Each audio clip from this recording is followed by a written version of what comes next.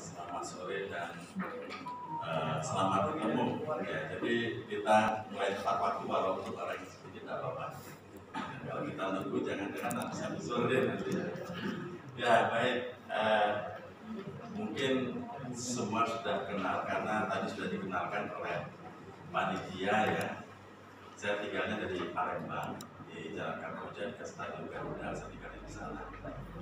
Dan kerja sehari-hari sebagai dosen tetap di Universitas Sumatera Selatan. Tapi di sisi lain saya punya lembaga diklat, namanya lembaga diklat Sriwijaya Mandiri.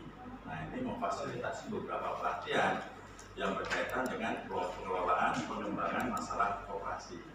Jadi semuanya dari situ, masalah pelatihan manajemen dasar koperasi, pelatihan akuntansi koperasi sifat pinjam, akuntansi koperasi sektoral juga ada. Nah kalau masalah analisis pinjamannya ada 3 kategori. Pertama manajemen perkreditan, kedua manajemen analisis pinjaman, ketiga manajemen pengendalian internal koperasi yang berkaitan dengan pelayanan pinjaman. Ada 3. Yang ketiga itu adalah bersentuhan langsung terhadap petugas lapangan apa yang akan diberikan. Nah orientasinya bahwa pelatihan ini adalah koperasi yang sudah menyelenggarakan atau memberikan pelayanan yang namanya simpan pinjam. Koperasi konsumen, koperasi produsen, koperasi pemasaran, koperasi apa lagi? Koperasi jasa, dan koperasi simpan pinjam.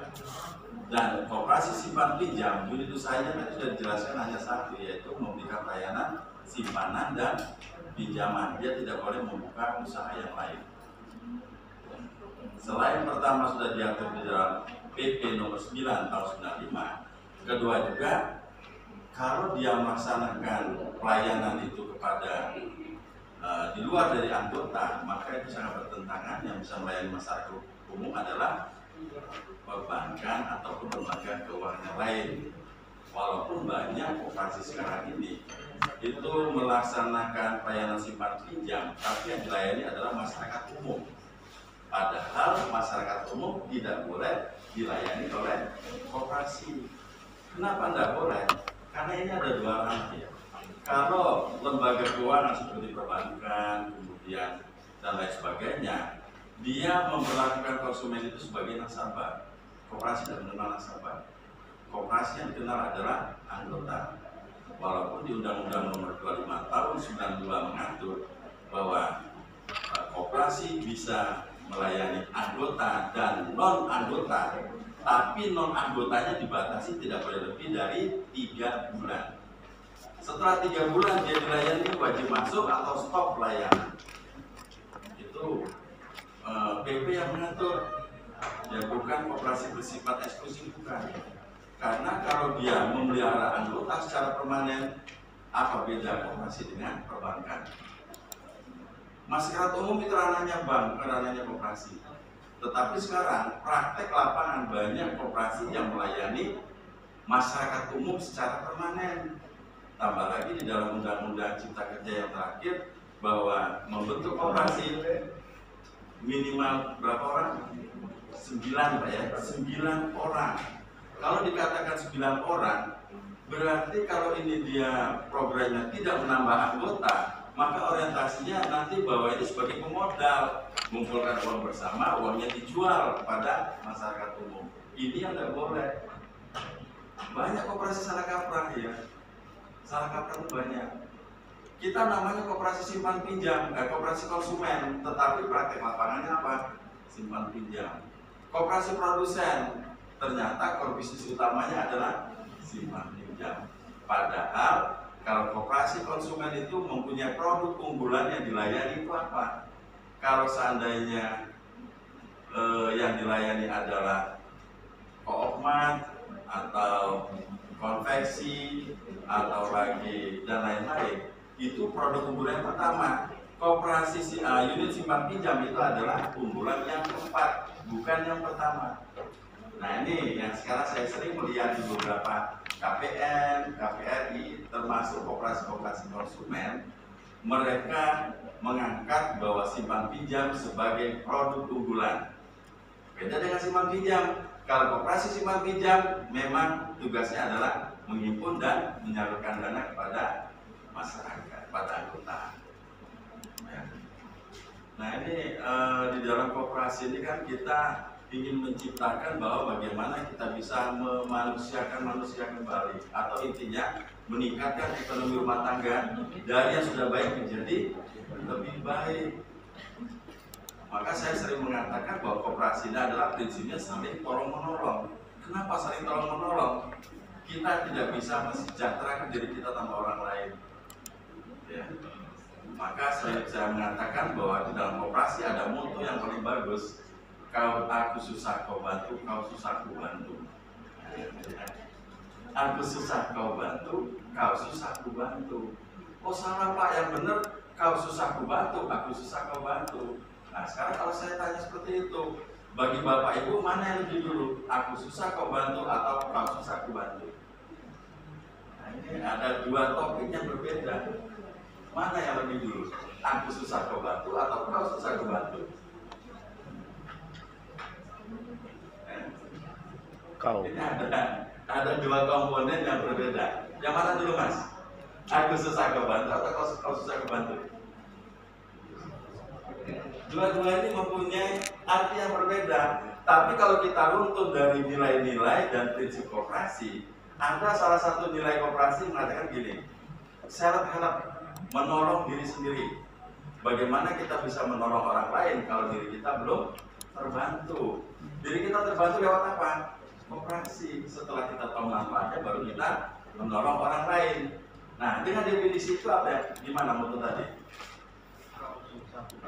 Aku susah kau bantu, baru kau susah aku bantu. Kau bantu tuh, kau itu maksudnya koperasi. Nah itu ya. Dengan adanya koperasi, self-help di dalam diri kita itu bisa terbantu. Bagaimana kita bisa promosi kepada non anggota, kepada masyarakat bahwa koperasi ini ada manfaat kalau kita sendiri tidak memanfaatkan yang begitu ya. Ini yang orang sering kita lakukan ya. Pokoknya koperasi kita bagus, ada salah satu produk adalah tabungan haji. Anda menabung pas pada waktu hari hanya nanti koperasi akan memfasilitasi kekurangan. Pas ditanya, Bapak sudah memanfaatkan belum? Karena saya sebagai pemasaran saya hanya memasarkan. Nah ini tidak benar. Intinya dia dulu yang sudah memanfaatkan, baru dia membagi manfaat itu kepada orang lain. Itu yang benar ya. Jadi aku susah kau bantu, kau susah aku bantu. Nah, kemudian di sini ruang lingkup saya nanti akan berbicara hanya berbagai jenis, yaitu namanya simpanan dan pinjaman. Bagaimana pelaksanaan simpan administrasi pinjaman dan bagaimana cara mengelola. Tadi sudah dijelaskan bagaimana menggunakan manajemen kehati-hatian atau lebih dikenal dengan namanya sistem pengendalian internal. Orang sering bertanya, Pak, bagaimana cara mengatasi kredit macet? Gampang. Jawabannya apa? Ya ditagih. Tapi ditagih tidak pernah dapat. Nah kita lihat caranya.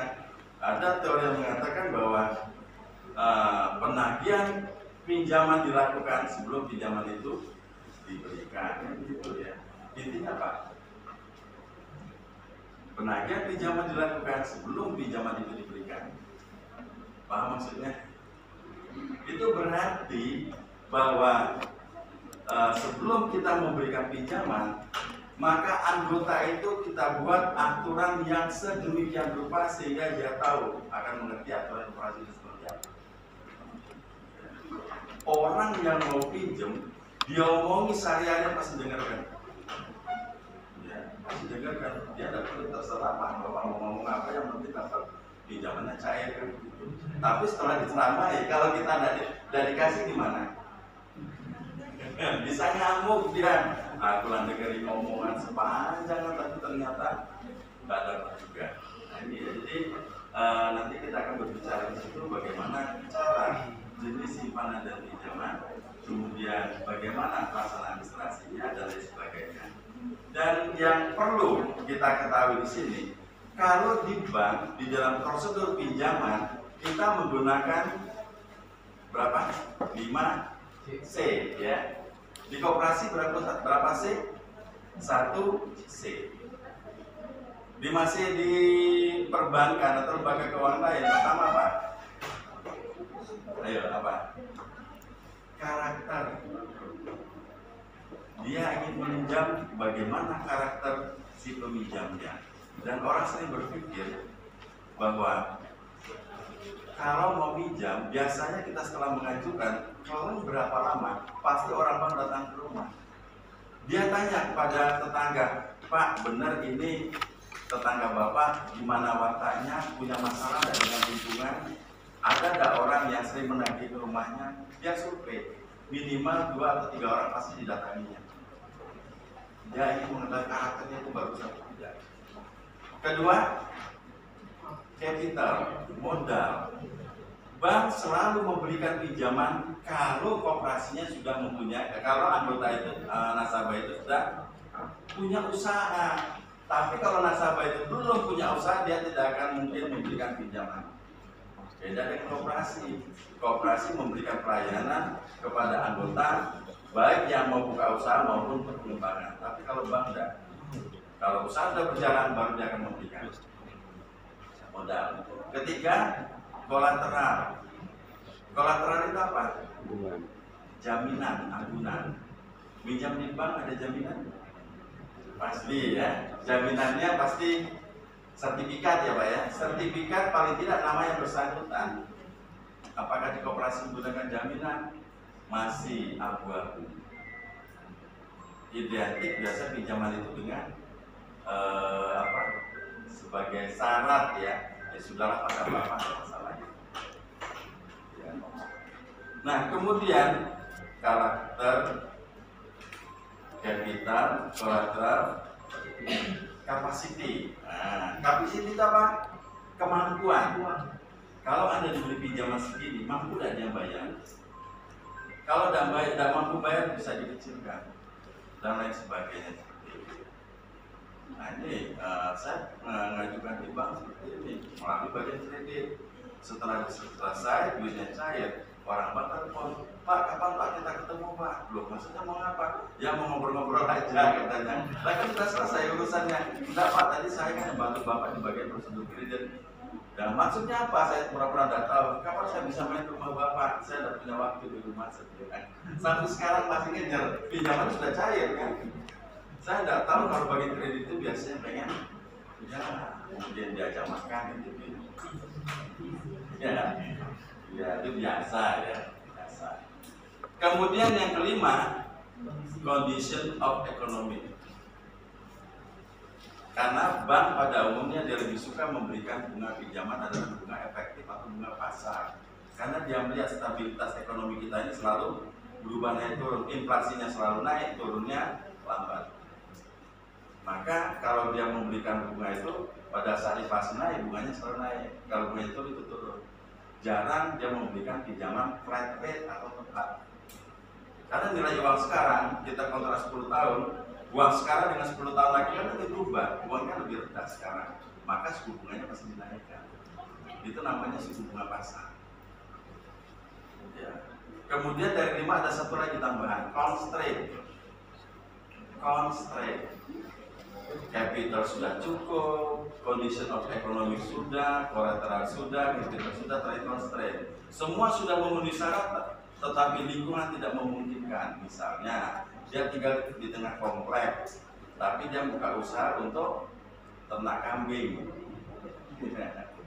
Seluruh persyaratan lengkap, tapi lingkungan tidak mengizinkan, tidak akan bisa. Atau ternak sapi, lingkungan itu lingkungan elit. Nah, tidak bisa, berarti 5C ditambah 1. Nah kalau koperasi menganut 1C. Apa 1C? Kredit. Nah, ya. Kredit. Ya itu sering orang itu bilang koperasi kredit, koperasi bank pinjam satu kredit. Kredit itu berasal dari bahasa Latin credere. Ya.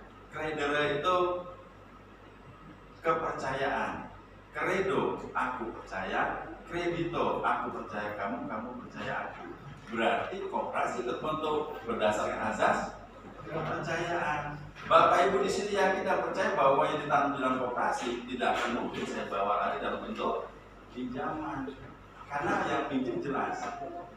Saya yakin dan percaya bahwa yang saya tanam tidak akan mungkin Bapak Ibu bawa lagi dalam bentuk pinjaman. Nah ini kalau di garis benang merahnya maka sama dengan pengertian bahwa kau susah kau bantu, kau susah aku bantu. Berarti koperasi dibentuk berdasarkan azas kepercayaan. Simpan pinjam, simpan pinjam, simpan pinjam. Bukan simpan tarik, simpan tarik, simpan tarik. Kalau simpan tarik tidak terbentuk modal. Simpan pinjam, orang nyimpan tujuannya untuk pinjam. Itu dulu yang jelas. Nah, kenapa orang masuk koperasi sekarang? Kenapa? Apa yang dijual oleh koperasi itu dulu yang perlu kita tahu. Apa yang koperasi jual? Apa yang kenapa orang mau masuk koperasi? Karena rata-rata orang yang masuk koperasi adalah orang-orang yang bermasalah. Dengan betul nggak? Masalah, minimal masalah keuangan. Aku udah duit banyak, tapi di mana nyimpannya? Ada koperasi. Khusus di daerah-daerah yang di pedalaman. Saya ini butuh modal, gimana caranya? Berarti bisa pinjam di koperasi. Berarti apa yang dijual oleh koperasi? Apa? Koperasi menjual solusi masalah yang diberikan pada anggota. Oh, solusinya begini Pak, kalau Bapak memang ada duit, berarti simpanlah di koperasi. Oh, Bapak pinjam berarti Bapak pinjam di koperasi, berarti koperasi menjual solusi, bukan menjual uang. Uang itu sebagai sarana ya. Maka koperasi yang paling penting adalah produksi yang dikelola adalah menggarap sumber daya manusia. Kenapa SDM yang digarap bukan usaha? Karena koperasi adalah milik anggota. Dari anggota, oleh anggota, dan untuk anggota. 3 komponen ini saling terkait. Ya, jadi koperasi yang digarap adalah anggota. Maka sering saya mengatakan bahwa kenapa koperasi besar-besar ternyata banyak yang hancur? Karena sumber daya manusia tidak digarap. Maka sekarang sumber daya manusia dengan sumber daya finansial itu harus seiring bergeraknya. Kalau tidak, pengurusnya bisa dipasang duit. Banyak hasilnya miliaran. Ini gimana cara ngelolanya? Maka saya sering mengatakan bahwa banyak koperasi yang sudah membangun jati diri, sudah meyakinkan anggota, tiba-tiba ada sumber dana masuk tapi tidak bisa mengelola, akhirnya hancur. Banyak. Ya, kalau di sini tidak ada, di tempat lain banyak. Kalau di sini saya yakin bagus semua yang koperasinya. Iya, bagus semua di sini. Ada berapa? 200. Berapa ada di koperasinya? 214. Ya. Musirawas berapa coba? Zamannya Ridwan Mufti dulu punya program ingin menambah koperasi minimal 1000. Pada waktu itu koperasi 600. Dari 600 itu yang aktif berapa? Cuma nggak sampai 200. Akhirnya apa? Saya punya program, nggak usah nambah. Koperasi yang ada ini aja bangkitin lagi. Ya, kita ingin menciptakan apa Pak? Kualitas, bukan kuantitas. Ya, kualitas itu lebih bagus ya daripada kuantitas. Jadi ini, maka di dalam manajemen kehati-hatian, di dalam pengelolaan, di dalam pengembangan bagaimana mengelola usaha koperasi, memang yang perlu digarap adalah anggota. Jadi di koperasi ini ada 3 sehat yang memang harus dijaga. Sehat mental, sehat usaha, dan sehat keuangan. Ini selalu beriring. Mental pengurusnya tidak bagus, walaupun usahanya bagus dan keuangannya bagus, pasti koperasinya hancur. Usahanya bagus, ya, mental pengurusnya bagus, tapi keuangan tidak ada, sama dengan bohong. Ya, wah kita usahanya banyak, di programnya banyak, 1, 2, 3 dan seterusnya, pengurusnya bagus, tapi duitnya tidak ada. Nah ini yang jadi masalah sekarang, berarti 3 komponen ini saling terkait. Ini ada salah satu koperasi di Palembang, duit banyak, ada masalah. Pokoknya siapa yang mau menjadi pengurus harus wajib menggunakan uang koperasi. Wajib, tidak usah pakai bunga, tidak apa-apa, yang penting dia pinjam. Kalau tidak mau memanfaatkan duit koperasi, tidak usah jadi pengurus. Saya tanya, kok bisa gitu? Bingung Pak, kami kalau masalah duit kami mau berapa pun ada, pengurusnya bagus-bagus, tapi mau buka usaha apapun kami bingung mau buka usaha apa. Mau dibuka usaha koperasi mah pinjam, semuanya ada yang pinjam. Ada solusi Pak, ada. Apa solusinya? Bubarkan aja koperasinya. Ngapain? Ya. Sama koperasi di kampus saya, di sana bendaharanya bingung, pokoknya ada ragu. Tahan siapa yang mau pinjam dosa pakai bunga ya. Padahal pinjamannya itu bisa sampai 30 juta. Tabungan 1 juta pun bisa pinjam 30 juta. Karena potong gaji kan, potong gaji itu kan aman pokoknya, nggak usah khawatir ya. Dan akhirnya apa? Sekarang jalan di tempat. Nah, keinginan saya bahwa di lingkungan di sini koperasi tidak usah banyak-banyak, sedikit kuat kokoh bisa membantu lingkungan. Kenapa saya bangga dengan koperasi? Karena pemerintah pernah menerbitkan undang-undang peraturan pemerintah nomor 7 tahun 2021 terakhir. Yang isinya apa? Kalau koperasi sudah menyentuh lingkungan di tempat dia tinggal, pelayanan simpanan sudah terpenuhi kebutuhannya, toko misalnya atau waserdanya sudah memenuhi kebutuhan di lingkungannya, maka lembaga keuangan lain tidak boleh masuk. Ini terkesan monopoli, tapi peraturan pemerintah ini benar. Ya, saya setuju ini, teman-teman setuju. Karena apa? Karena benar-benar koperasi itu bisa dimasyarakatkan, itu intinya. Ya, jangan salah kelola. Tetapi praktik lapangannya sekarang ini ternyata banyak yang mau menggugat. Siapa yang mau menggugat? Ya pihak swasta, wah ini monopoli koperasi. Padahal ya bukan monopoli. Kita lihat bahwa pelaku ekonomi di kita ini ada berapa? Ada 3 ya. Pemerintah, swasta, dan koperasi. Tapi koperasi sendiri sudah ikut ambil bagian nggak untuk perekonomian? Belum ya, sudah sampai 10%. Berapa persen anggota di masyarakat Indonesia yang menjadi anggota koperasi? Tidak bisa, tidak ada 5%, malah justru sekitar 1%. Berarti apa? Yang katanya koperasi adalah sokong guru perekonomian, ternyata tidak tersentuh sampai di bawah. Pertama, faktor kurangnya pemahaman masalah koperasi. Kedua, para kaum muda, baik regenerasi itu tidak ditanamkan. Beda di negara-negara lain seperti di Amerika, Kanada ya, Kanada dan Amerika Utara, 99,99% warganya adalah anggota koperasi.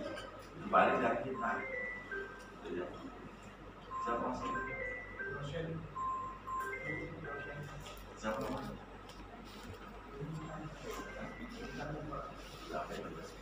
Ya, nanti ya.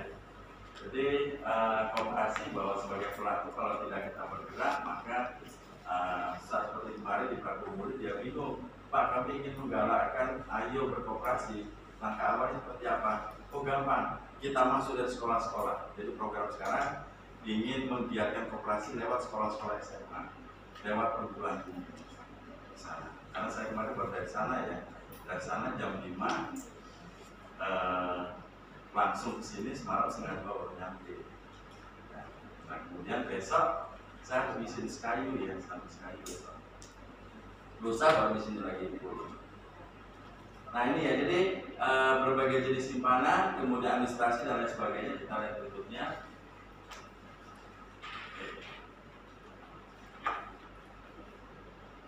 Kok maju terus nih?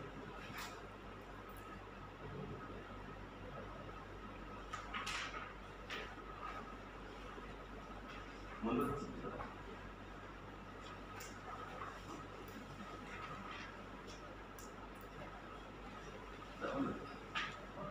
Yang berarti ini mundur. Nah, bisa mundur. Ini halaman. Apa kata sih halaman 3? Kalau kebanyakan baru halaman 3 tadi. Kita berbicara masalah produk simpanan dulu ya.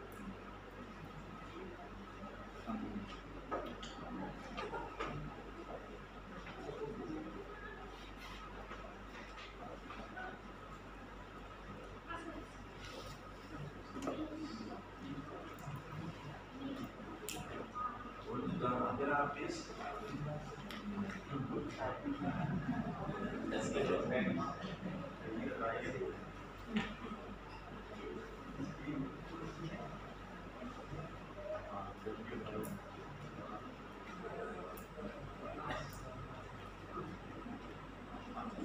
kita fleksibel ya, mungkin kalau Bapak Ibu atau teman-teman sini mau nanya langsung aja nanti ya, supaya kita kelupaan. Oke, baik. Nah, sekarang kita melihat ini ini tadi ya. Nah, ini simpanan atau funding. Ini di sini ada namanya simpanan atau namanya tabungan. Ya. Kalau simpanan itu berkaitan dengan kepemilikan atau bisa dinamakan dengan saham. Saham itu adalah modal pemilik kalau bagi perusahaan.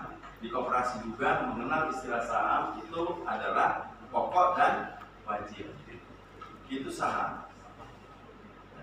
Simpanan pokok adalah simpanan yang dibayar oleh anggota sekali pada saat masuk menjadi anggota. Simpanan wajib dibayar setiap bulan dan tidak mesti harus sama, tapi harus ada batas minimal. Ya, harus ada batas minimal. Simpanan wajib minimal 5.000, maksimal tergantung anggota mau bayar berapa, tapi harus membuat surat pernyataan. Saya maunya wajib setiap bulan 1,5 juta, berarti rutin. Tapi pada saat dia tidak bayar, tagih sesuai dengan pernyataan itu. Ya, seperti itu. Ya, itu namanya wajib. Kenapa ada batas minimal? Supaya koperasi bisa merekrut orang yang berpenghasilan rendah, yang berpenghasilan kecil. Walaupun di dalam kelas itu mungkin semua punya kemampuan bayar 100.000, tapi ada salah satu anggota tidak mampu, saya mampunya 1.000. Nah, maka dibuat minimal simpanan wajib 1.000 supaya dia bisa bantu. Nah, di dalam simpanan ini ya kita mengenal namanya pemilik atau istilahnya adalah saham, simpanan pokok, simpanan wajib yang mendapat dividen. Jadi simpanan pokok dan wajib adalah modal kepemilikan. Dia yang mendapat dividen setiap akhir tahun, bukan SHU. SHU adalah pendapatan dikurangi biaya adalah SHU. SHU dibagi 50% kembali ke anggota, 50% dalam bentuk dana. Nah, 50% kembali ke anggota itulah namanya dividen. Kalau 50% dalam bentuk dana itu masuk di dalam laporan keuangan koperasi. Tapi 50%-nya itu adalah untuk kepentingan anggota juga.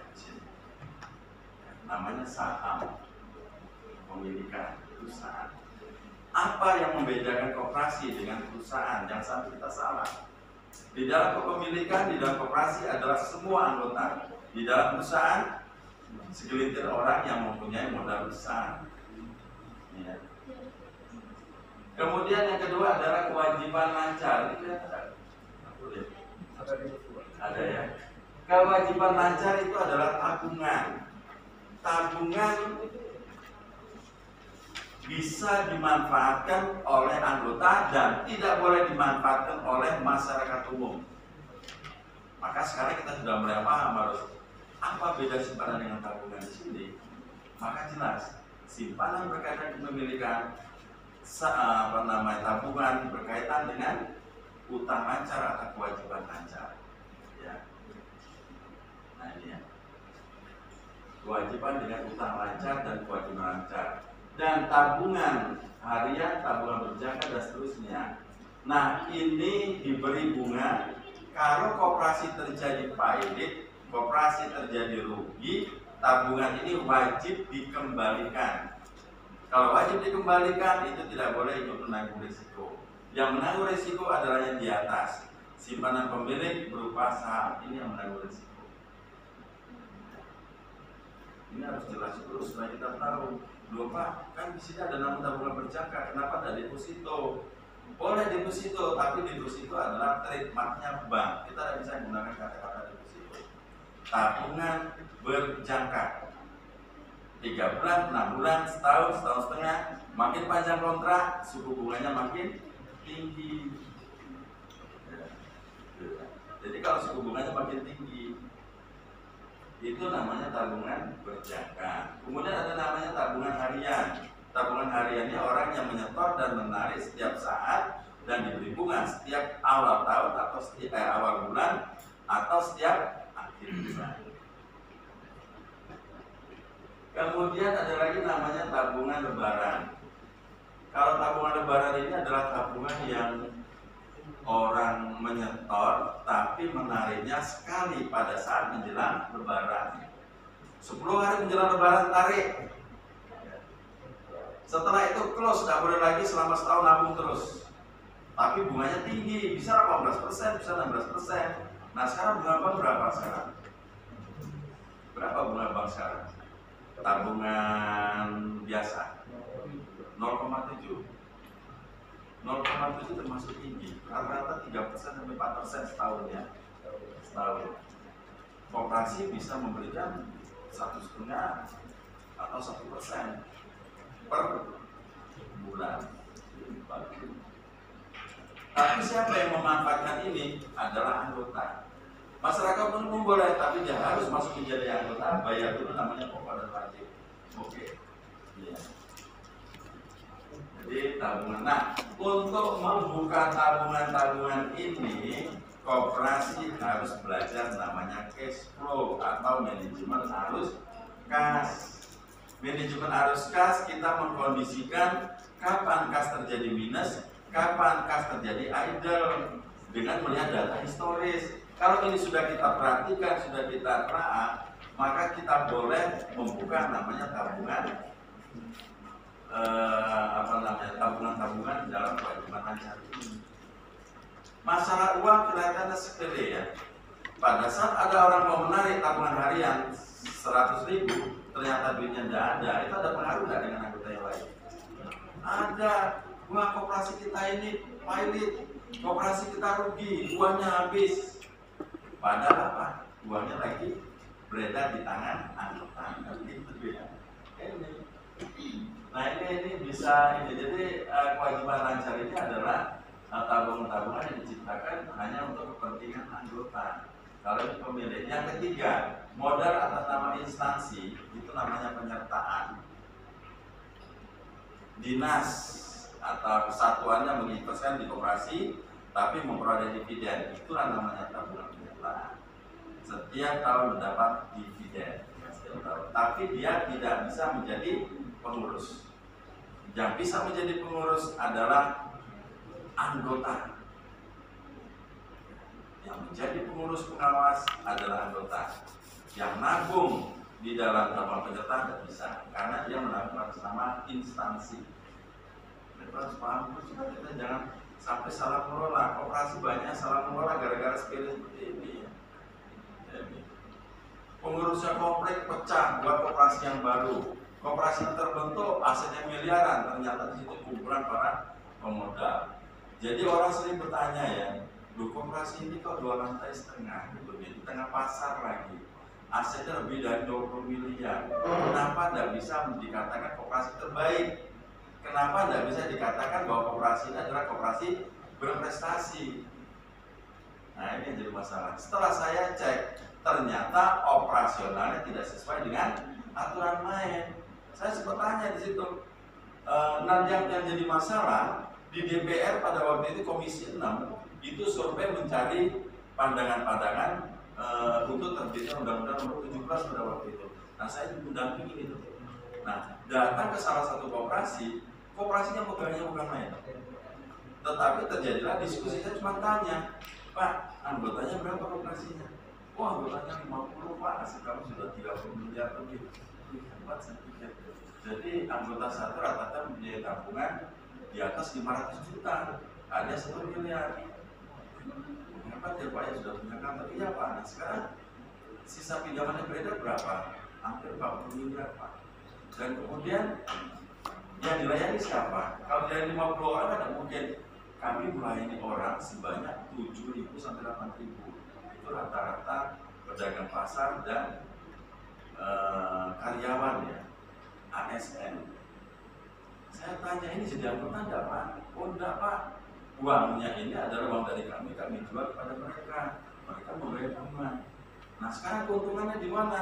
Ya keuntungan itu yang menikmati adalah kami orang 50 gitu. Mereka dapat apa? Mereka tidak dapat apa-apa Pak, mereka dapat pinjaman duit itu.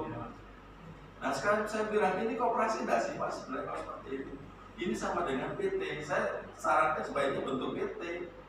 Karena koperasi ada namanya rapat anggota tahunan, ada laporan bulanan dan lain sebagainya.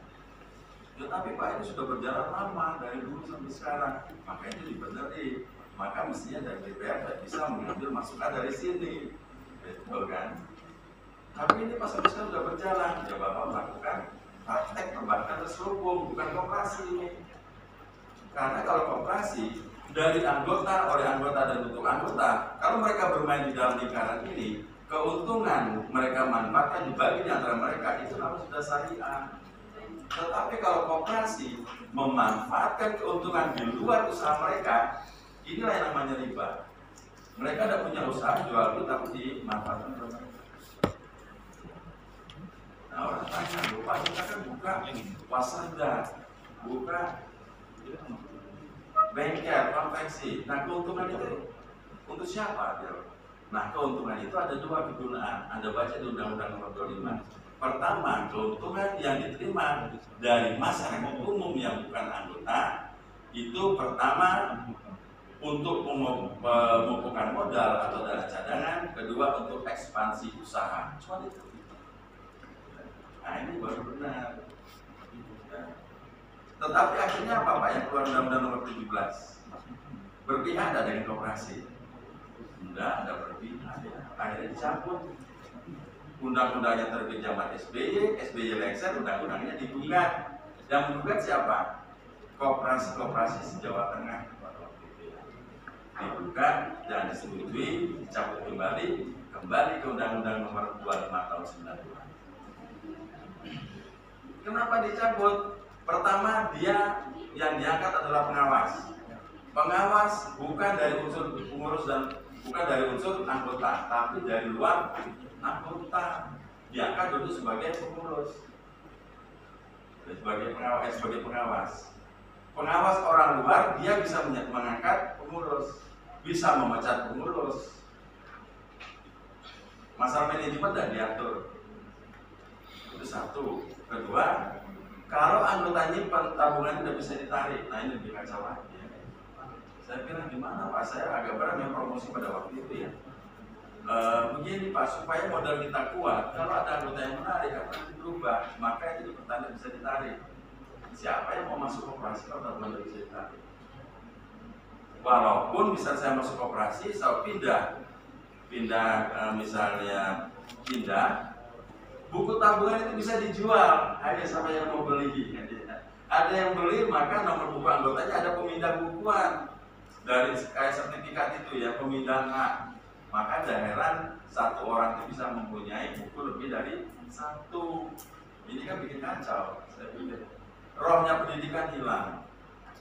Ada yang kan kemarin itu bersyukuran juga pas itu tidak tidak dikembangkan. Nah, sekarang ada peraturan undang-undang yang baru masih dalam rancangan ya. Jadi ini yang memang kita harus pahami bahwa di dalam koperasi itu yang paling besar adalah rohnya pendidikan. Pendidikan. Kenapa pendidikan perlu? Karena ini untuk meningkatkan sumber daya manusia, anggota-anggotanya, supaya koperasi bisa regenerasi. Jangan sampai menjadi ketua seumur hidup, jadi bendahara seumur hidup, tidak mau diganti. Ketuanya mati, koperasinya mati. Padahal kalau namanya regenerasi, ketua yang setelah 2 periode selesai ganti dengan pengurus yang lain. Koperasi yang bagus, pergantian pengurus hanya sekitar 25-40% yang diganti, 60% sampai 75% yang bertahan. Itu yang benar.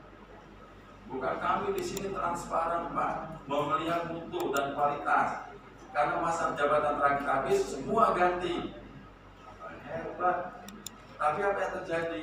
Baru berjalan 2 tahun, koperasinya bubar, hancur. Kenapa? Estafet kepemimpinan tidak jalan.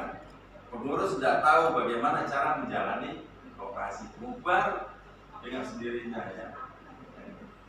Maka di sini jenis simpanan dan tabungan ini adalah merupakan produk yang dihimpun dari anggota. Kalau Bapak Ibu sekalian sudah bisa meyakinkan anggota, sudah bisa menciptakan produk-produk simpanan dan tabungan, tidak akan khawatir lagi kalau koperasi kekurangan dana. Jangan baru terbentuk ujungnya cari mangan. Wah, ini ada proyek dari dinas koperasi, bantuan, cepat kita kumpulkan KTP buat koperasi. Bantuannya dapat, tapi bingung kelola, akhirnya hancur. Banyak ya. Ini sebagai pengalaman juga, saya pernah diminta untuk memberikan pelatihan di salah satu kelurahan, warganya di situ sekitar ada 60-an ya. Karena mereka ada ketua RT-nya mempunyai pemikiran, Pak, tolong didik kami supaya kami punya koperasi dan nanti camat akan memberikan bantuan sebesar 500.000. 500.000 kan tahun 88 kan lumayan di situ ya. Wah, semangat, latihan itu sudah selesai, bentuk pengurus, ketua, wakil ketua, sekretaris, kemudian pengawas segala macam. Sudah terbentuk, kemudian mereka belum menentukan simpanan. Setelah saya tentukan simpanan, oke, lapor kepada camat dan camat memberikan bantuan 500. Nah, setelah selesai itu, saya tanya, gimana sudah jalan? Belum Pak, kami masih godok, masih rapat membahas masalah simpanan anggota. Silakan, tapi jangan terlalu lama. Bulan berikutnya saya tanya lagi, gimana anggota sudah pada bayar belum? Belum Pak, kami baru menentukan formulir bagaimana caranya supaya anggota itu masuk menjadi koperasi. Bulan ketiga saya tanya lagi, belum juga Pak, kami masih rapat alot, kayaknya kan alot rapat itu ya. Nah, pas di bulan kelima, gimana Pak? Kami sudah ada di sini lagi, belum kenapa? Duitnya habis berapa? 500.000 habis berapa setiap malam? Nah, jadi tidak ada lagi mendonasi. Jadi sudah berarti apa? Koperasi terbentuk karena adanya bantuan. Inilah namanya koperasi merpati. Saat siram jagung, maka jagung habis hilang. Hanya jadi untungnya pada saat itu saya tidak memberikan badan hukumnya. Pak, kami ngurusin badan hukum dulu ini, tidak perlu, jalan dulu 3 tahun. Bila perlu 5 tahun setelah jalan, baru Anda ngurus badan hukum.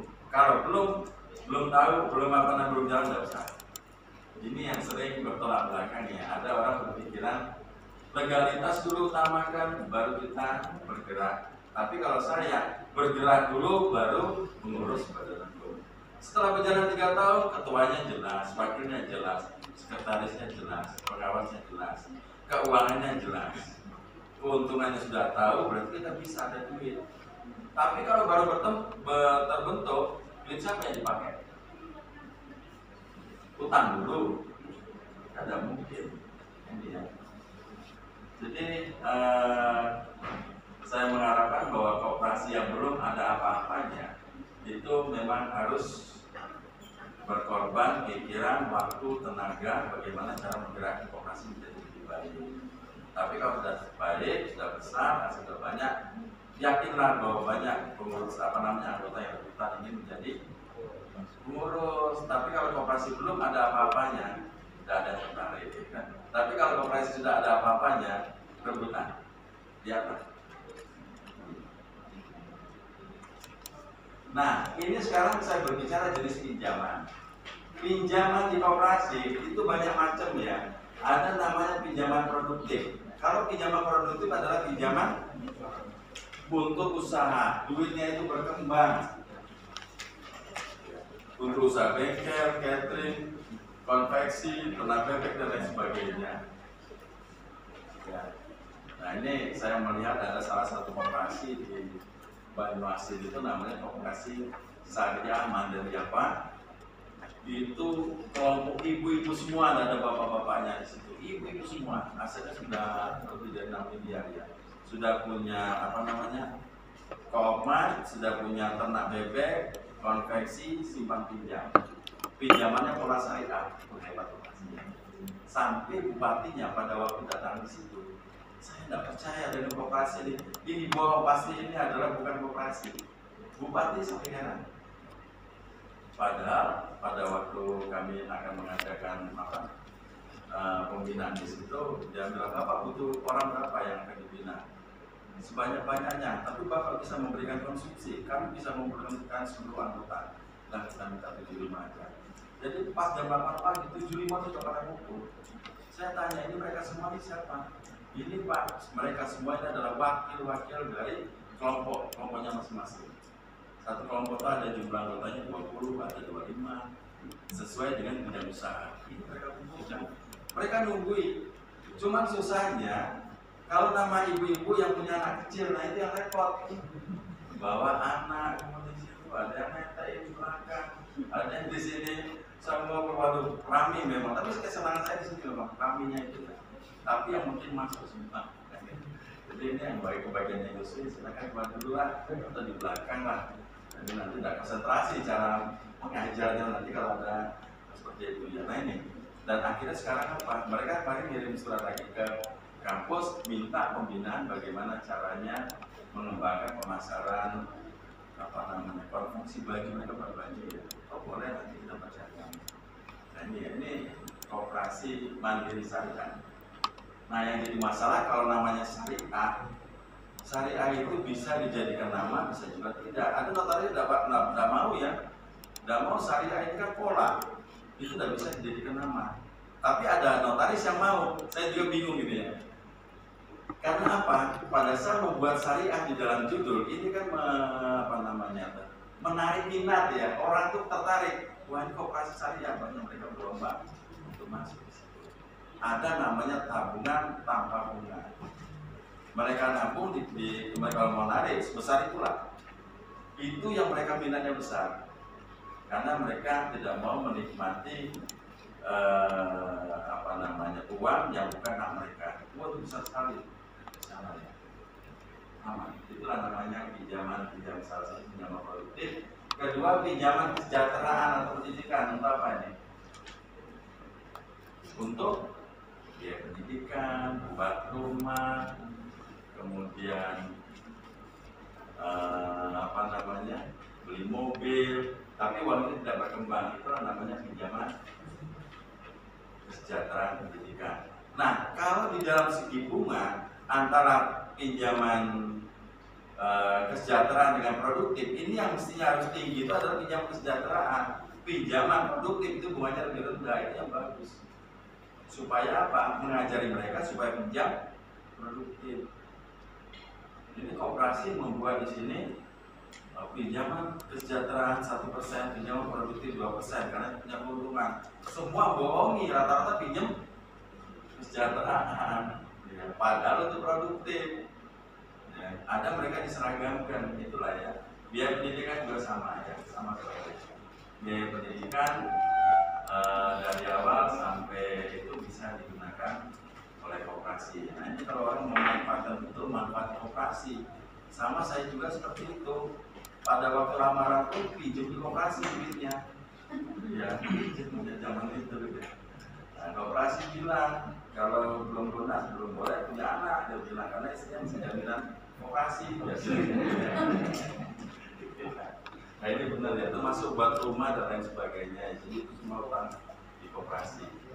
Bunganya ringan dan tidak terlalu memberatkan ya.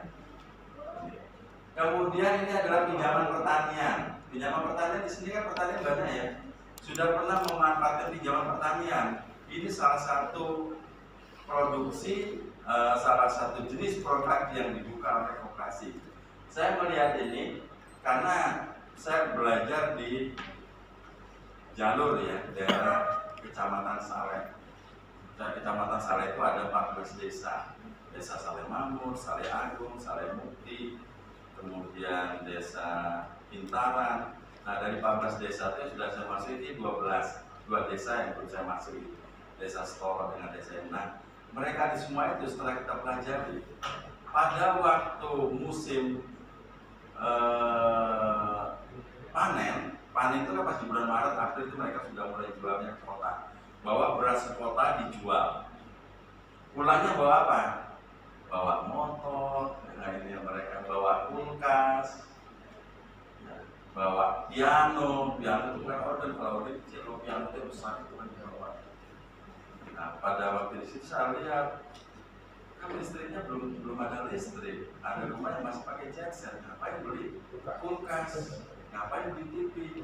Bapak, yang penting kami punya, dia bilang, walaupun ditaruh di ruang tamu, untuk mari pakai kulkasnya itu, karena ada dipakai.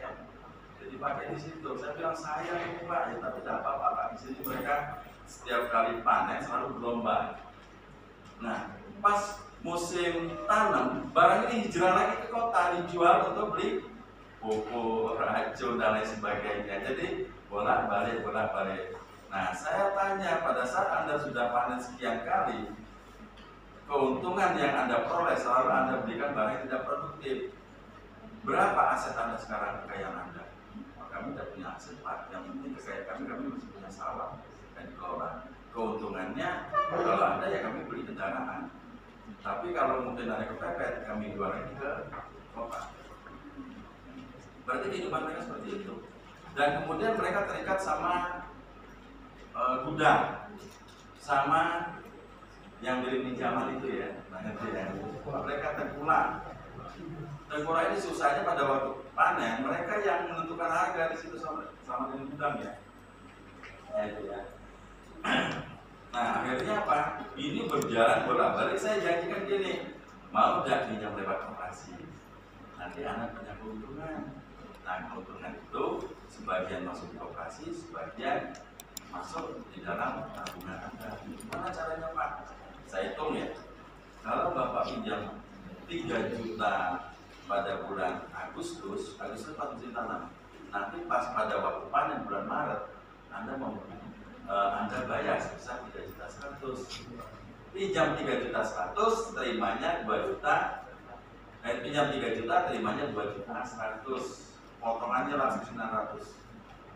Tapi pada waktu panen bayar 3 juta. Loh, kok besar? Sekarang kita hitung potongannya, kami koperasi hanya bisa mengambil 2% kali 3 juta dikali 6 bulan. Sisanya langsung masuk ke tabungan. Berarti apa? Pada saat pinjam 3 juta, dia sudah punya tabungan sebesar 580.000. Kan uang tidak hilang. Jadi panen mereka bayar 3 juta. Dan kemudian kalau dibayar 3 juta, kan tabungannya naik dari 580 ditambah 200 sekitar 700-an. Pinjaman berikutnya naik, pinjaman Anda menjadi 3,5. Sudah lunas naik lagi 5 juta, naik lagi 7,5. Nah, seiring pinjamannya naik, tabungannya juga naik. Nah, yang jadi masalah sekarang, petani ini tidak bisa melihat lebih banyak. Wah, tabungan saya sudah 12 juta nih, saya dosa pinjam, saya mau tarik aja tabungan. Ya. Nah, sudah Pak, Bapak mau tarik tabungan silakan. Tapi setelah ditarik, pada waktu musim tanam, dia mau pinjam sekitar 10 juta, karena dia sudah sampai situ. Saya bilang tidak bisa, tabungan Anda turun. Maka Anda kembali lagi di pinjaman 3 juta. Wah, kalau model ini Pak, nah itu rata-rata koperasi. Tapi sekarang apa? Koperasinya sudah mulai membaik dan bahkan anggota bisa terkontrol dengan pinjaman-pinjaman petani. Itu ya. Nah, bagaimana dengan tengkulak dengan yang punya gudang? Bagaimana yang punya gudang dengan tengkulak? Mana Pak sempat ya, kita dapat sempat konflik, tapi ya kita karena dukungan para petani tadi, sudah Pak, pokoknya kalau gitu saya mau masuk koperasi, saya mau lihat cara koperasi. Sampai sekarang mereka gudang itu pinjam di koperasi, tapi pinjaman beda karena dia ada pedagang, cicilannya setiap bulan. Tapi kalau petani setiap kali panen. Maka mereka punya aset sekarang di sana. Jadi tidak usah lah beli TV segala macam. Nah, sekarang sudah masuk listrik ya. Nah, itu baru. Nah, ini namanya pinjaman pertanian. Jadi pinjaman-pinjaman ini harus kita kelola sesuai dengan kondisi anggota. Ya. Terakhir ini pinjaman microfinance. Apa itu pinjaman microfinance? Pinjaman harian. Ya. Pinjaman harian itu adalah pinjaman yang dipungut setiap hari. Koperasi kita pungutannya setiap hari atau tidak? Koperasinya? Setiap bulan. Kenapa tiap bulan? Gajian. Setiap bulan pasti gajian, Bu ya? Kalau tidak gajian, tidak mungkin. Jadi memang kalau penghasilan bulanan maka dia bulanan. Tapi kalau bulan mingguan, maka dia angsurannya mingguan. Jangan semua dibuat bulanan. Yang penghasilannya harian, maka dibuat harian. Itu yang benar. Nanti kita bisa menghitung bagaimana cara menghitung bunga pinjaman yang efektif dan efisien supaya kedua belah pihak saling menguntungkan. Inilah namanya pinjaman mikrofinance. Ini bisa kolektif. Kolektif dalam arti kita bentuk kelompok 5 orang, mereka saling terkait. 5 orang ini kalau pas lunasnya bareng, tapi kalau di antara 5 ini satu yang tidak lunas, yang 4 orang ini harus melunasi supaya nanti berikutnya bisa pinjam lagi 5-5-nya. Kalau mereka tidak saling menutupi, maka kelompok itu langsung close. Itu ya, jadi tanggung renteng. Nah, di koperasi juga harus mengenal istilah saksi peminjam. Karena koperasi sangat lemah bagaimana cara menyimpan agunan, cara memperlakukan agunan bagi si peminjam. Banyak koperasi yang tidak konsisten, yang minjam si A nama sertifikatnya B, kan gitu ya. Pinjam A nama sertifikatnya B. Kemudian apa? Pada waktu terjadi eksekusi, yang si peminjam protes yang namanya di situ. Nah ini yang jadi masalah itu ya. Ini di koperasi di daerah Terang itu ada seperti itu. Yang minjam misalnya saya pinjam koperasi, istri tidak tahu, jaminannya punya kawan. Tahu saya meninggal, tagih ke istri. Istri saya tidak mau tahu karena di pinjaman itu saya tidak ikut tanda tangan sebagai suami atau istri. Ya. Akhirnya dia bilang ini jaminannya ini akan saya silakan ambil. Dia silakan ambil aja, kata istrinya, saya tidak tahu itu jaminan siapa.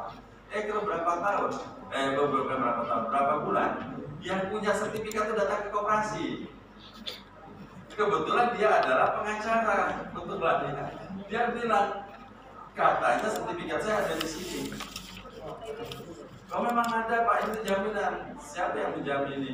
Ada tidak bukti saya membuat surat pernyataan untuk pinjaman dia? Oh, tidak ada Pak. Kalau tidak ada berarti Anda mencuri jaminan aset saya. Kalau Anda tidak mau dikembalikan akan saya juga ada pengadilan. Dia pintar. Akhirnya apa? Dikasihkan cuma-cuma. Koperasi menderita kerugian 100 juta pada saat itu. Istri tidak mau tanggung jawab, yang punya jaminan ngambil, sudah selesai. Ini kejadian tahun 2020 ya. Nah, jadi kalau minjem itu benar-benar dibuat siapa di situ. Dan kalau suami pinjam istri harus tahu, istri pinjam suami harus tahu, mengetahui tanda tangan. Nah, kemudian sistem tanggung saksi pinjaman. Kalau ya saya pinjam, mungkin Bapak dengan ini sebagai penjamin. Pada saat saya macet, surat tagih itu ke Bapak, tagihnya sama ini berdua. Tolong selesaikan pinjaman Bapak Agus karena Anda sebagai penjamin. Wajib. Nah itu lebih kuat lagi. Tidak perlu agunan yang penjamin di antara anggota itu justru lebih kuat. Itu ya. Karena saya juga sempat menjamin salah satu anggota di salah satu koperasi, dia macet. Macetnya itu 4.500.000 baru bayar sekali. Akhirnya itu Mas, nah ini tolong Mas dijamin diselesaikan ini. Saya nego, saya bisa bayar 250.000 setiap bulan berlunas. Tapi tak ada usah pakai bunga. Ya sudah dicicil. Karena saya sebagai penanggung jawab. Maka tadi berkaitan dengan kepercayaan. Orang anggota mau menjamin anggota yang minjem kalau karakternya baik. Kalau karakternya bagus, dia mencari siapapun yang untuk menjamin, pasti ada yang mau. Itulah saling menjaga di antara mereka. Ya. Nah ini adalah jenis pinjaman produktif, kesejahteraan, pertanian, dan microfinance. Nah di sini yang sering ramai di sini, jangan sampai koperasi itu macet. Tetapi kalau koperasi simpan pinjam, resiko yang tertinggi adalah apa? Koperasi simpan pinjam atau unit simpan pinjam, resiko yang tertinggi apa? Kredit macet. Ada dari sini yang pelayanan pinjaman ada macet? Ada ya. semua lancar semua, udah dia macet ya. Itu ya harga semua. Di kesatuan juga sama seperti itu macetnya karena apa? Mungkin karena mutasi tapi masih ada utang, mungkin dia tidak terkontrol lagi. Di PNS juga sama, pada saat dia pindah tugaskan atau pensiun, pinjamannya macet, ada ya. Jadi resiko yang terbesar adalah macet. Tapi jangan sampai kalau terjadi macet ini diratapi. Harus ada jalan keluar bagaimana cara menyelesaikan kredit macet. Kredit macet ini tidak ada rumusnya cespulang. Bagaimana caranya setelah rumusnya seperti itu langsung saja. Orang sama-sama macet, sama-sama 1 juta macet, belum tentu nagihnya sama. Ada yang bisa secara baik-baik, ada yang secara tegas, ada yang secara keras. Tapi kalau yang pinjam orang Jawa macet, biasa putar-putar ya. Omongan itu muter-muter ya. Oke, ada pertanyaan sampai di sini, silakan. Kalau ada yang mau bertanya atau sharing boleh ya. Oke, pinjaman sudah. Sekarang kita berbicara mengenai tata administrasi yang memang harus dipenuhi oleh koperasi. Kita punya namanya 16 buku koperasi. Belum ada? Punya. Diisi? Mantap. Sebelah sini semua punya buku koperasi? Punya, diisi ya. Ya jangan dibungkus plastik taruh di lemari supaya tidak berdebuan ya. Udah, tapi harus diisi. Namanya buku daftar anggota ini dari awal sampai sekarang tuh harus diisi terus. Pada hari ini masuk nomor buku anggota, tanggal berapa dia terima, cap jempol, paraf. Nanti kalau keluar dia juga harus cap jempol, paraf lagi, berarti lengkap dokumen ini. Ya. Daftar pengurus dari berdiri sampai sekarang harus diisi ya Pak ya. Kemudian buku daftar pengawas juga sama. Semua buku-buku ini memang wajib ada dan sebagai syarat kalau itu adalah koperasi. Ini formulir-formulirnya, formulir permohonan pinjaman menjadi anggota, formulir permohonan pinjaman, formulir mengundurkan diri, teguran dan lain sebagainya. Ini adalah berkas-berkas yang perlu dilengkapi. Jadi kalau kita mau searching di Google bisa cari di situ belangko-belangkonya. Kalau belangko apa namanya saran dinas seperti apa, jadi berdasarkan. Siapa yang memeriksa buku-buku ini setiap akhir tahun? Siapa yang memeriksa buku-buku ini? Adalah pengawas. Pengawas periksa. Wah ini kayaknya apa? Belum diisi. Yang itu harus dilengkapi. Ada saran pejabat, saran dinas, saran anggota, ada 3 saran. Nah inilah namanya saran-saran ini. Sehingga Bapak itu sudah jelas dan sudah begitu. Ya. Nah di sini ada namanya aplikasi administrasi. Tadi kita sering Dinas mengatakan bahwa koperasi sekarang ini sudah mulai menggunakan era digital 4.0, 4.0. Di era digital ini kita sudah mengurangi transaksi secara manual.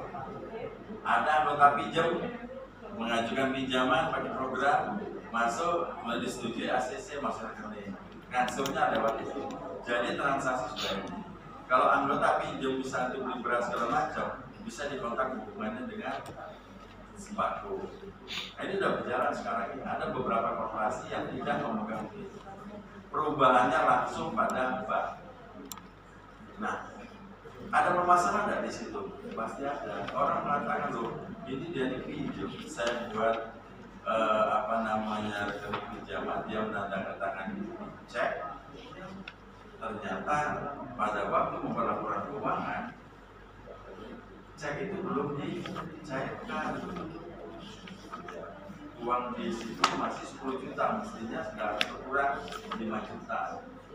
Nah, di sini kan terjadi apa namanya rekonsiliasi antara koperasi dengan bank.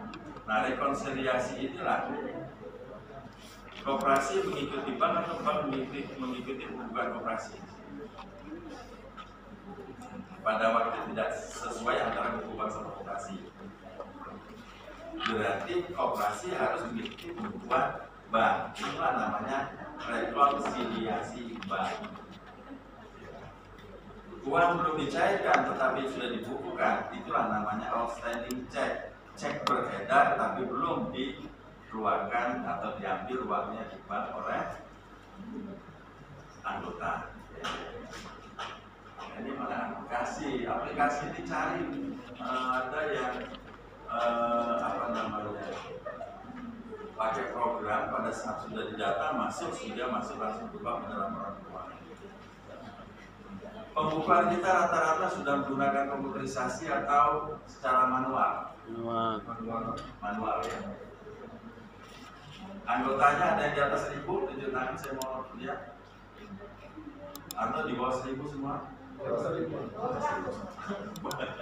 Bawah 100 ya. Asetnya berapa? Punya Bapak berapa asetnya, Pak? Miliaran. 700 juta. Anggotanya? 77. Itu instansi ya? Dinas apa? Sekolah. Uang itu memang dari anggota atau dari siswa? Dari anggota.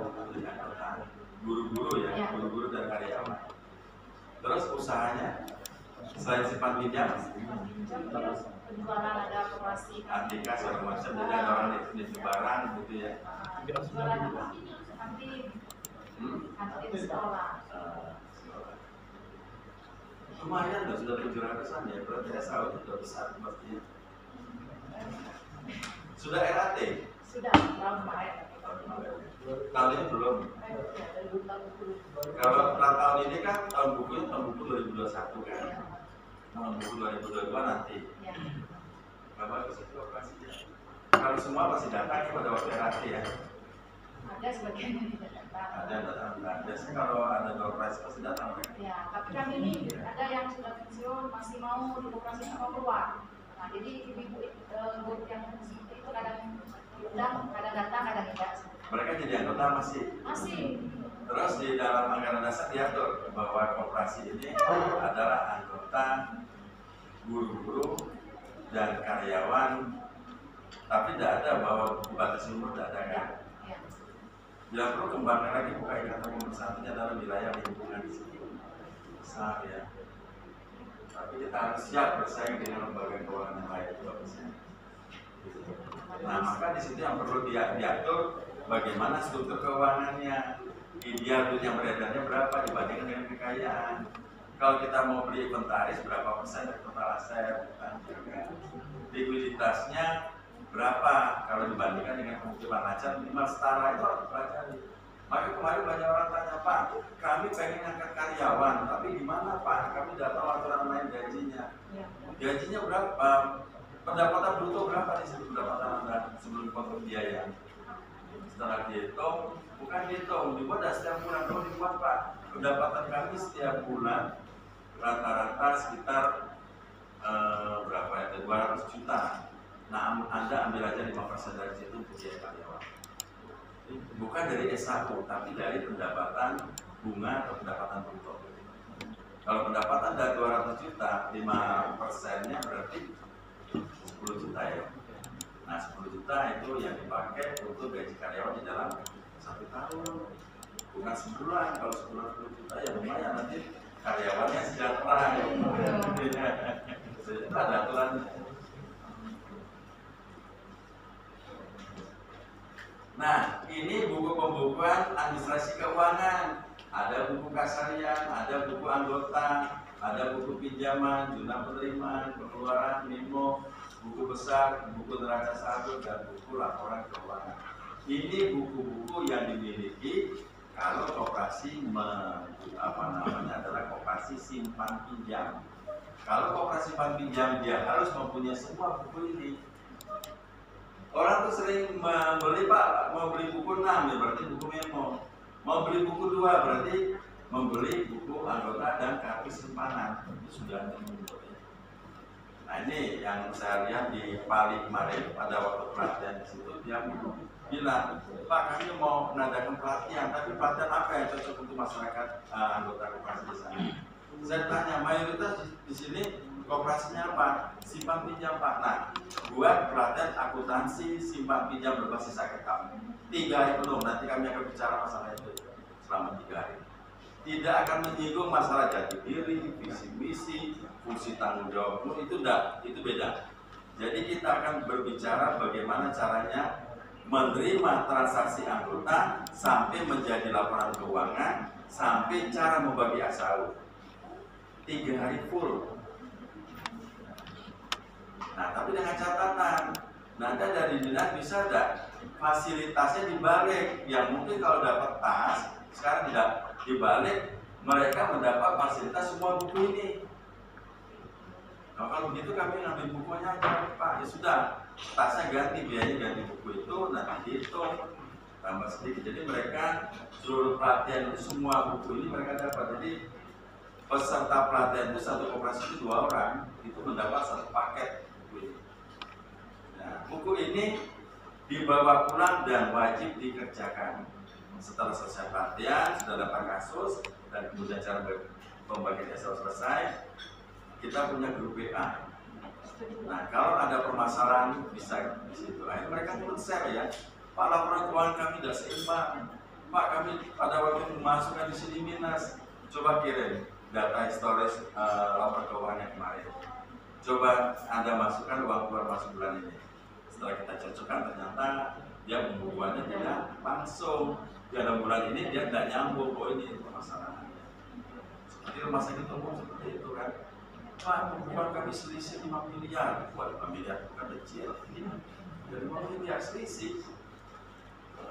Pengawasnya bilang pokoknya manajer harus ganti. Ya nanti dulu saya bilang itu nggak bisa Pak, ini temuan kami sebagai manajer di situ sebagai besar banyak dokter ya. Saya dipanggil di sini kan disuruh melihat buku, bukannya ponis loh Pak. Jadi tolong buku-buku sama lihat dulu.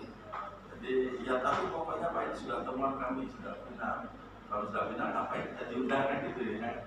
Sudah setelah dicek betul ketemunya itu ada beberapa akun yang datanya tidak dipindahkan. Jadi data lama ini tidak dipakai, dia langsung loncat masuk transaksi baru. Ini sumber penyakitnya Pak. Sebenarnya neraca ini tidak seimbang oleh manajer, ditambahnya di sini 5 juta, data kejelasan ditambah negatif, ada 5 juta seimbang.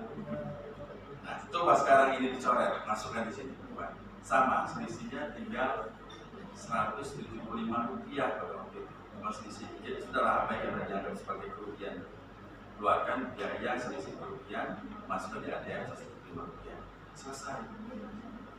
Jadi kita tidak sampai ke tahap ketepian, inilah pembuktian dan bisa bertanggungjawabkan kalau bisa diterima.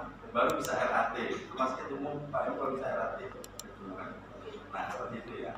Jadi saya pengennya kalau nanti Bapak Ibu sudah seperti ini, kalau sudah selesai keuangan kirim, saya bisa bantu. Tapi dengan catatan laporan keuangan rutin setiap bulan dibuat, bukannya 3 bulan sekali atau 1 semester atau menjelang RAT akhir tahun baru keroyokan mereka dibuat.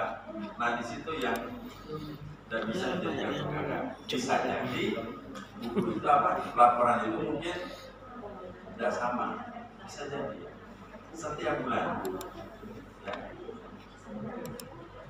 Ya sambil ngopi ya, tidak apa-apa supaya tidak ngantuk ya.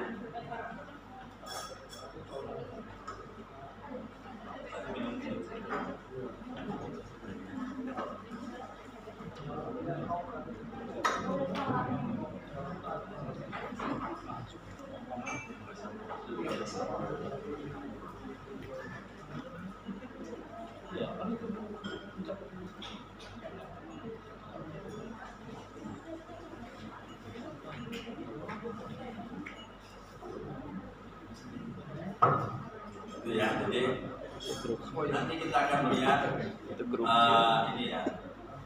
Maka di sini ini yang perlu penting semuanya harus ada dan kita tidak usah membuat grup baru, tapi yang lama ada kita tinggal menambahkan yang nanti pakai itu ya. Nah, saya pengen tahu dari Bapak Ibu di sini, pada saat ada anggota nyetor di koperasi, apa yang perlu dilakukan oleh seorang bendahara? Apa yang perlu dilakukan pertama kali, kedua kali, ketiga kali, dan seterusnya? Pertama apa? Kalau ada anggota nyetor? Dicatat. Dicatat, Pak. Ambil duit. Nah, ambil duit. Dua, hitung. Ketiga, Dicatat. catat di mana? Pertama yang ya, Di buku. Ini. Ya. Catat di buku kasih. Bukan buku harian. Buat tanda terima. Setelah buat tanda terima, siapa yang menyetor, siapa yang menerima tanda tangan. Kemudian yang keempat, catat pada buku kasarian. Setelah catat pada buku kasarian, catat pada jurnal penerimaan. Ini jurnal penerimaan. Setelah catat di jurnal penerimaan, catat kembali pada kartu simpanan. Yang terakhir catat pada buku anggota. Kenapa buku anggota yang terakhir? Karena yang paling penting, dokumen yang penting adalah kartu simpanan ini. Kartu simpanan dipegang oleh bendahara, buku anggota dipegang oleh Kopi. kita buku anggota itu dipegang oleh anggota pengurus. Anggota, yang pentingnya benar, jangan dipegang pengurus. Ya. Kartu. Dan titip ya. Buku ya, kalau kartu memang yang megang bendahara bukan anggota. Kalau buku biasanya Pak titip sama bendahara lagi, penting Pak bendahara. Alasannya apa? Supaya nggak penting ya. Ya. Takut hilang ya. Bilang. Takut hilang ya. Sebenarnya namanya buku anggota itu yang wajib megang adalah anggota. Kalau koperasi yang dipegang adalah kartu simpanan, angkanya sama. Kalau kita nabung di bank itu nyimpan bukunya banyak ke kita. Kita mau ada bank, tolong titip nanti saya tinggal di bank. Kita tidak mau kan? Sama koperasi juga seperti itu. Ya, itu. Nah ini kenapa buku anggotanya megang itu adalah anggota? Ini pernah terjadi salah satu koperasi. Buku anggota itu berubah semua. Siapa yang berubah? Bendahara. Yang semula tidak ada pinjaman, ya akhirnya ada pinjaman. Ada orang nyetor atau di situ tidak dicatat. Begitu juga sama dengan KSPA ini. Kartu simpanan ini yang memegang adalah bendahara, itu tidak boleh dipinjam oleh anggota maupun dibawa balik. Ini yang jadi masalahnya, ada koperasi yang terlalu transparan. Nah, ini buku anggota silakan Bapak Ibu dibagi, dicek masing-masing tabungannya, boleh dibawa pulang besok bawa lagi ke koperasi. Akhirnya apa? Setelah dicek oleh bendahara, buku kartunya berubah semua Pak. Kartu daftar pinjamannya dibuat, simpan dibuat, setelah cek laporan keuangan selisih. Loh, kok pinjaman mereka semua rata-rata pada lunas? Kok mereka tidak pernah bayar, tiba-tiba ada bayar, ini gimana? Akhirnya Pak dicek, wah ini ternyata ini mereka nambahin sedikit. Hanya ketemu. Nah, jadi anggota itu selalu memanfaatkan kelemahan koperasi. Maka kartu simpanan itu anggota kalau mau melihat tungguin, kita tungguin, lihat aja Pak, kita tungguin, jangan dibawa pulang. Tidak perlu kita pegang begini. Tidak perlu, saking hati-hatinya. Tapi kalau buku anggota memang itu kewajiban mereka juga. Ini ada masalah. Koperasi satu di daerah Batu Marga itu ya, anggota tidak memegang buku pada saat ditagih. Pak, ibu kan belum bayar bulan ini. Perasaan saya dibayar terus setiap bulan, bukunya kan ada di koperasi. Saya rutin tidak pernah nunggak, padahal bayar cuma sekali, tapi ngomongnya terus. Ya. Nah, dia selalu bermain perasaan. Tapi kalau ada buku kan, oh iya saya belum bayar. Nah, ini di Batu Marga seperti itu sama. Ada ibu-ibu yang marah-marah pada waktu RAT. Saya setiap bulan bayar. Kenapa utang saya masih 600? Padahal mestinya harus sudah lunas. Ya. Simpanan saya ini mestinya bertambah 60.000 sebulan 10.000. Kenapa sampai sekarang simpan saya bertambah selama 6 bulan? Bendahara yang tadi bijak dan mengata ibu pada waktu nyetor setiap bulan itu sama siapa? Saya nyetornya Pak pada waktu ada anggota mau berkoperasi, saya titip setiap bulan. Nah sekarang kita lagi RAT nih, semuanya ngumpul, tidak banyak ini cuma orang 70. Ibu Ciren di mana ibu titipin? Saya tidak tahu Pak, sudah lupa. Masa 6 bulan lupa ya, 6 bulan satu udah ada yang kenal. Kan aneh sebenarnya itu ya. Saya pikir ini yang salah siapa ya? Kayak gitu. Akhirnya ada terima, pokoknya hari ini saya mau keluar karena saya dibohongi, dizolimi oleh koperasi. Ibu bisa buktikan enggak pada waktu ibu nitip ada tanda terimanya enggak? Kalau ada tanda terimanya, kami mau lihat siapa yang terima. Kalau yang terima koperasi, bendaharanya berarti bendahara tanggung jawab. Dan pakai Pak, yang penting kami selalu titipkan. Kalau seperti itu, koperasi tidak bertanggung jawab. Kalau model ini saya keluar dari koperasi, wah semangat dia. Hari itu juga utangnya ditutup dari tabungan keluar. 2 tahun kemudian pada waktu saya rapat tahunan saya datang. Loh kok ibu masuk lagi? Bu, iya Pak, tidak ada kegiatan di rumah. Masuk lagi jadi anggota baru di koperasi. Nah yang jadi masalah sekarang, benar tidak apa yang dia ceritain gitu sebenarnya? Dia dibohongi atau dia mau bohongi koperasi?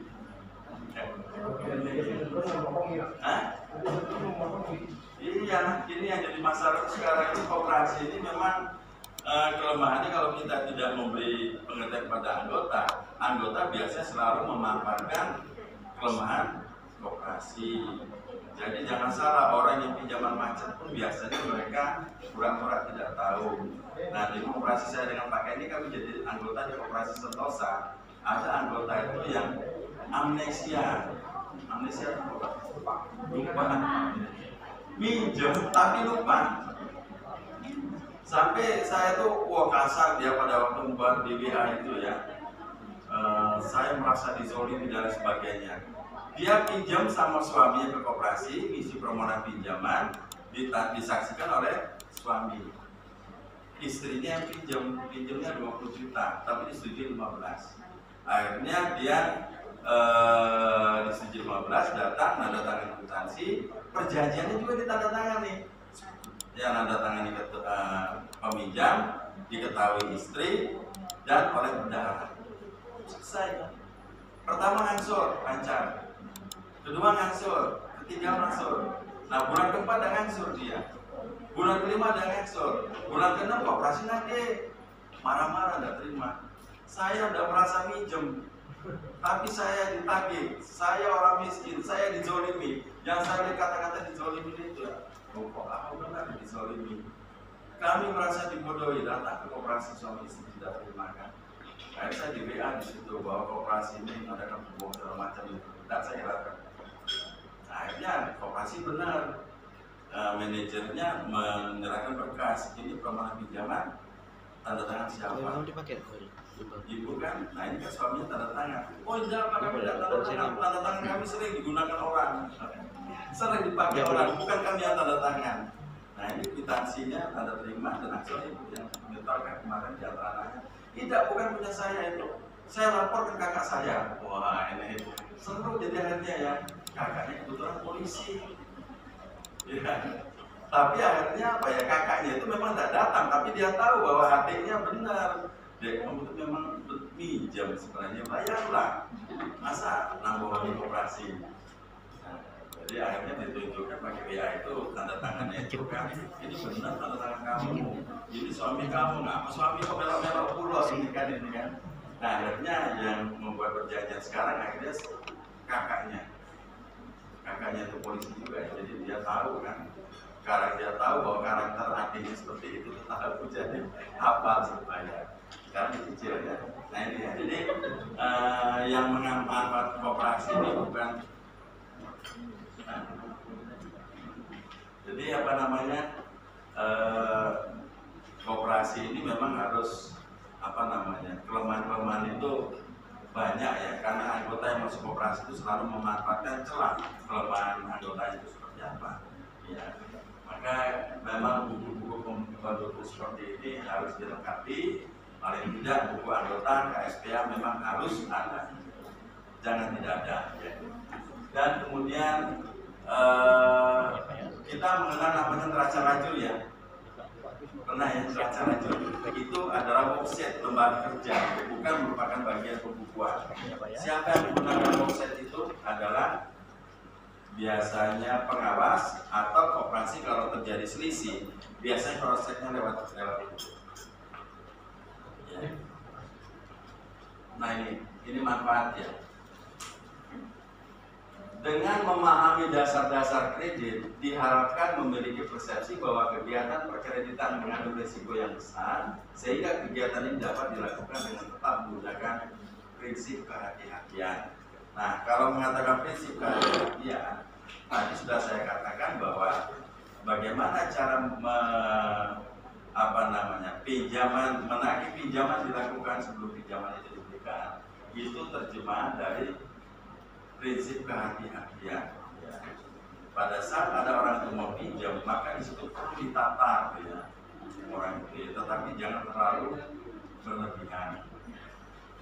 Pinjaman dikatakan berisiko apabila pinjaman itu lebih dari simpanan yang dia miliki. Kalau pinjaman itu di bawah simpanan dia, itu tidak berisiko. Maka seorang seksi pinjaman di dalam memproses, jangan mempersulit orang anggota yang pinjamannya itu dibawa dari simpanan. Nah ini yang sering terjadi, bahwa mereka memperlakukan sama, ya, baik yang berisiko maupun tidak diperlakukan sama. Ya, orang yang pinjam 50 juta, yang pinjam 1 juta, berkasnya beda. Ini yang pinjam 50 juta, di hadapan notaris dibuat, berkasnya 17 lembar. Kemudian pinjaman 4 juta padahal tabungannya 20 juta, itu bisa 17 lembar. Ini yang tidak pas ya. Saya kadang melihat mengadakan survei rumah, istrinya mana? Oh, silakan di sini kami foto Pak, karena Bapak kan mau minjem koperasi foto. Mana mobilnya? Oh, ini mobilnya foto. Rumahnya difoto. Kami mau lihat sertifikat tanahnya Pak. Jadi ya, fotokopinya, rekening listrik, telepon. Anaknya masih sekolah berapa? Padahal pinjaman kita cuma 4 juta, tabungan 20 juta. Kan tidak beresiko, ngapain? Ini kan buang-buang energi sebenarnya kan. Buat nanti Pak datang dari koperasi. Di koperasi nanti Bapak akan menerima motivasi atau penyuluhan masalah manfaat bagi peminjam. Akhirnya saya pikir ya, akhirnya di penelitiannya dapatnya nanti Pak. Satu depan Bapak datang ke koperasi untuk mendapat pinjaman. Nah ini namanya koperasi yang berlebihan.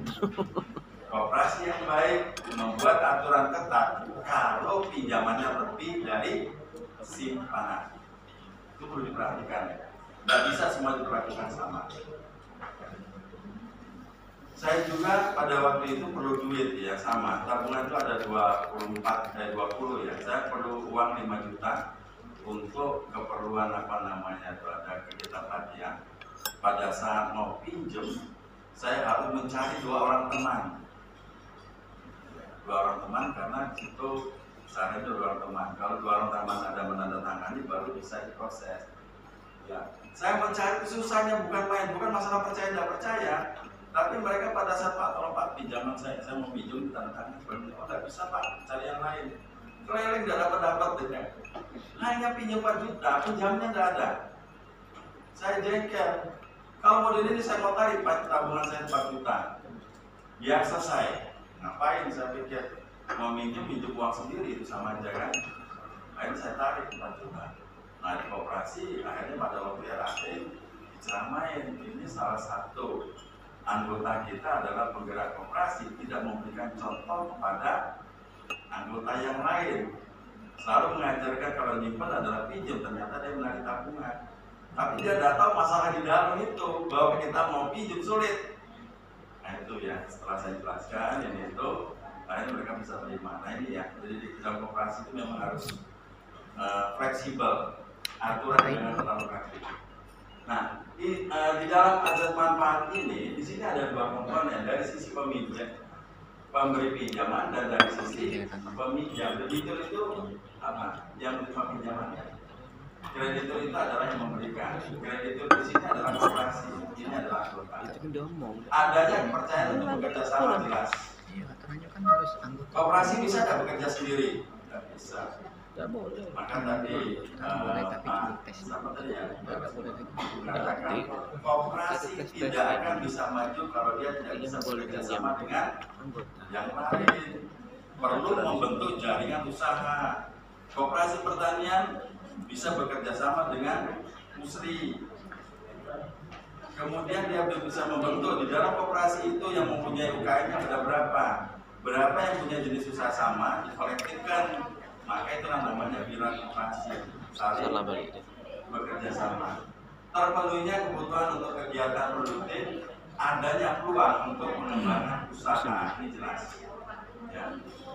Kemudian menjadi peluang untuk mengembangkan sikap bertanggung jawab dan disiplin. Ini tag ini di situ kebaca nggak? Kebaca ya? Mudah-mudahan. Meningkatkan dan mengembangkan produktivitas. Di dalam struktur keuangan koperasi yang memang bahwa anggota yang pinjam itu memberikan produktivitas pendapatan yang bisa sebagai untuk menutupi segala kebutuhan koperasi. Tetapi kita harus tahu kalau koperasi simpan pinjam, kalau kita memperhatikan berdasarkan Perda nomor 16 tahun 2016 atau nomor 15 tahun 2021, koperasi simpan pinjam ataupun unit simpan pinjam, dia bisa memberikan pinjaman ke anggota sekitar 70-80% dibandingkan total aset. Kalau kekayaannya 1 juta, yang bisa berada di tangan anggota itu sekitar 70-80.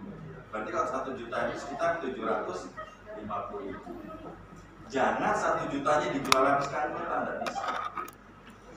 Kita bisa membeli kekayaan berapa? Membeli inventaris hanya 10-15%. 1 juta yang bisa dipakai untuk inventaris hanya 150.000. Jangan lebih. Ya, ini yang sering saya ceritakan bahwa ada koperasi besar, kuat, tetapi anggota tidak bisa memanfaatkan manfaat koperasi. Karena apa? Aset yang besar itu diberikan untuk gedung. Asetnya 1 miliar, untuk gedung itu hampir 800 juta. Uang untuk pelayanan ke anggota tinggal 100. Nah, bayangin, bisa. Bapak bisa berikan solusi, bisa. Apa solusi Bapak? Jual gedung itu. Selesai, itulah solusinya. Kalau tidak, selama-lamanya jadi bahan runtuhan anggota. Kalau sudah anggota runtuh, semua kalau mereka bisa mendoakan barang biasanya manjur ya. Nah ini yang khawatir lagi ya. Sama-sama berdoa. Ini yang ini. Materi Iya. Itu bisa ngaco. Jadi ini dalam posisi ini memang kita harus memegang peran yang sama. Ciri-ciri pinjam yang baik. Nah ini. Kita harus mengukur dari jumlah anggota berapa persen yang aktif, berapa persen yang memanfaatkan pinjaman, berapa persen yang berkontribusi simpanan tetapi dia tidak pinjam. Itu ada analisanya semua ya. Jadi kalau kita tidak bisa ngomong Bapak, kami banyak tapi tidak ada yang pinjam, tapi kita ukur berapa persen pinjamnya. Jumlah pinjaman sesuai dengan kebutuhan dan kemampuan untuk membayar kembali. Kalau di bank tadi syarat apa ini? Capacity, kemampuan. Bapak saya mau buka usaha jual kue pakai tampak. Nah itu kan pinjaman 15 juta. Layak atau tidak? Tidak layak. Maka yang mengatakan bahwa ini layak atau tidak disesuaikan dengan studi kelayakan bisnisnya. Maka seksi pinjaman yang perlu melihat bahwa ini kebesaran Pak. Kalau kami kasih ini ke Bapak, nanti Bapak tidak akan bisa membayar setiap bulan dan risiko macet pasti besar. Tetapi saya memenuhi syarat, tetapi syarat terpenuhi kebutuhannya terlalu tinggi. Bisa ini. Kemudian penetapan keputusan berdasarkan hasil analisa dan penilaian. Usahakan atau diminimalisir kalau pengawas itu tidak campur tangan di dalam prosedur pinjaman. Tambah lagi membuat kata BDC. Tolong dicairkan, ini kewenangan saya. Wah, ini bahaya bagi pengawas yang tidak konsisten. Ya. Kemudian bunga pinjaman yang relatif bersaing. Bunga pinjaman di koperasi rata-rata berapa? 2%. Berarti setahunnya 24. Ada yang bunga pinjaman di bawah 24%? Tematiku berapa? 1%. Setahunnya 12%. Efektif atau menurun? Besok kita dulu. Efektif tetap ya. Kalau efektif tetap bersama Bunga pinjaman. persen gitu ya. Kalau tetap itu gini, saya pinjam 1 juta, kontraknya 10 bulan, berarti 100.000 per bulan ya, plus bunga. Nah, kalau saya sudah bayar 2 bulan sisa 800, bulan ketiga saya lunasi boleh enggak? Boleh ya? Tidak dikenakan pinjaman fee ya? Tidak ada semacam revaluasi pinjaman yang di bawah 2% cuma dia itu normal 1% sampai 2%. Itu 12%. karena kalau pinjaman di bank Iya, beda, tahu. kalau sudah kontrak Sebulannya 1%. maka bunga yang 1% berarti dia kan 2%. Maksimal 24%. 24% itu setahun kalau minjemnya setahun. usahakan bunga yang lebih dari 3%. Nah, jangan lebih dari 3% 3%. sudah cukup tinggi ya. Itu Usahakan lebih bunga lu. itu jangan lebih dari 3%. Tapi Nah, 2% atau 2,5% boleh. Kamu kemarin berapa? Supaya nanti tidak Ay, masuk pokoknya ke lebih dulu. benar nanti operasinya. Bukan, Cuk. Kamu ini berapa? Ay, pokoknya Coba dulu. Ay, kayak gitu. Kemudian jadwal pembayaran angsuran yang relatif pendek. Enggak mandi. Jenis kriteria pinjaman ada namanya pinjaman lancar, ada pinjaman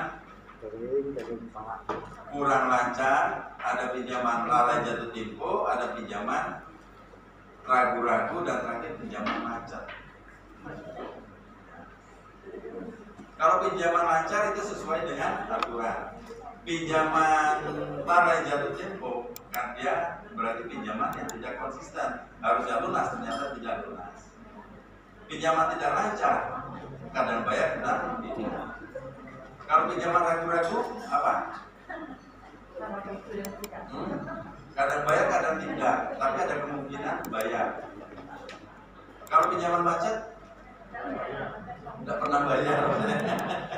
Macet total, tidak pernah bayar. Maka kalau namanya pinjaman macet, resikonya adalah 100% kerugian.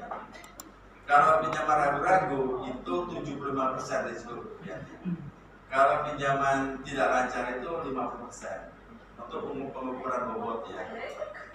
Jadi saya kemarin pada waktu ditanya oleh anggota, Pak, saya ini ada anggota tuh pinjam, sudah 3 bulan tidak datang, setelah kami tagih ternyata dia lah pindah, rumahnya kontrak. Jadi Pak RT sudah tahu semua, sudah tahu sekarang sudah hilang total. Gimana cara nagihnya lagi? Gimana cara nagihnya seperti itu? Dia pinjam, pinggat hilang. Ya sudah, saya pikir buat aja kerugian di koperasinya. Tapi gimana cara buat kerugian? Buat namanya dana resiko kredit macet. Imbangi resiko yang macetnya berapa, kita timbulkan dana cadangan resiko minimal setara, itu baru aman. Jadi dana cadangan resiko tidak bisa diambil dari dana cadangan dari SAU. Dana cadangan SAU adalah modal institusi yang setiap bulan harus bertambah dan tidak boleh berkurang. Kapan dana itu bisa dipakai? Kalau terjadi koperasinya pailit atau rugi, ini baru bisa dipakai. Dana risiko untuk menutupi risiko kemacetan. Kalau ada orang meninggal, gimana? Anggota pinjam, kakek tinggal luar langsung meninggal, siapa yang menanggung risiko? Keluarganya. Keluarganya pasti bayar ya. Kalau dia tidak bayar, tagih. Kalau dia tidak mau bayar, tagih lagi. Nah ini ya, jadi saya sempat bilang dia ada di salah satu sekolah itu sama seperti itu, Bu. Ini aset koperasi ini 750 juta. Kita sudah membentuk namanya perlindungan klaim kalau terjadi risiko siapa yang mau menutupi ini? Pak, ini urusan Tuhan, Pak. Masalah kematian itu bukan urusan kita, bukan urusan Bapak itu, Pak. Ini urusan Tuhan. Ya, tapi kalau terjadi kalian meninggal, ya dosa kita bahas lah ini nanti dia nggak mau cerita soal kematian kalian ini berkaitan dengan kehidupan. Kemarin itu pada waktu COVID kemarin 9 orang meninggalnya ya ada barang dalam kurun waktu 1 minggu. Masing-masing 1%-nya berapa? 100.000. 1%-nya 10.000. 10.000. Kalau 2%? 2% 1 Di juta. sini dia baru ngomong, Pak, kami sudah ada meninggal, maaf Pak, kami sudah ahli waris yang utang 15 juta, dia membuat pernyataan kesanggupan akan membayar setiap bulannya hanya 25.000. Dan satunya lagi kami mau bayar 10.000.